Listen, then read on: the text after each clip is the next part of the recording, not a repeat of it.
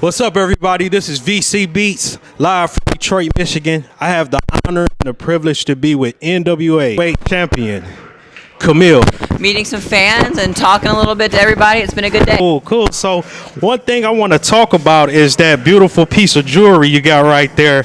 700 plus days.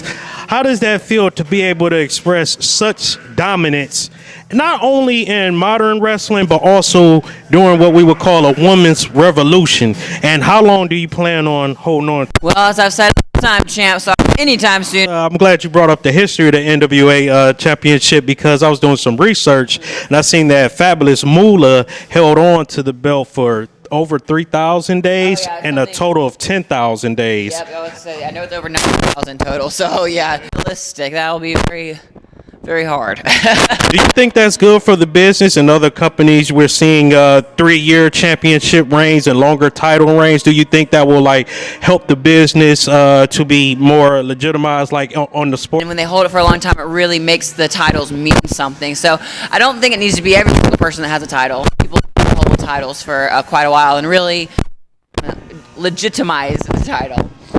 Last two questions.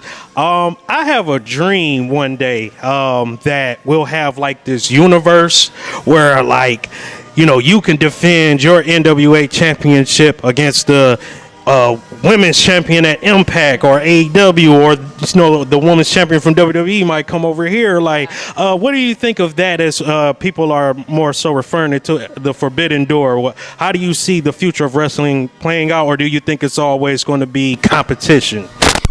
Always be. It would be cool if almost like the movie The Purge, almost like WrestleMania type event, the Super Bowl wrestler, and I think that would be super cool to make it like a once-a-year thing, because you'd be able to sell out the big. Last question. This really resonated with me. So, little known secret, I do music, and I just released a song called Favor Ain't Fair, and I sampled a preacher called T.D. Jakes, and he was talking about how when you favored or you have a call from God in your life, some people envy that, they'll get jealous of it, but you have to keep pushing because God will eventually reward you if you use your gifts.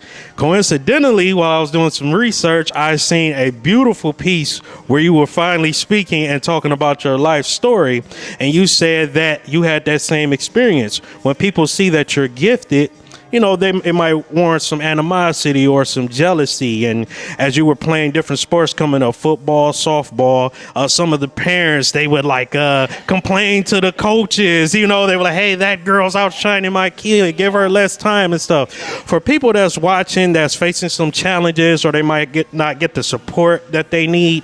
So if you badmouth you, then you're probably not doing something worth it. If you're doing something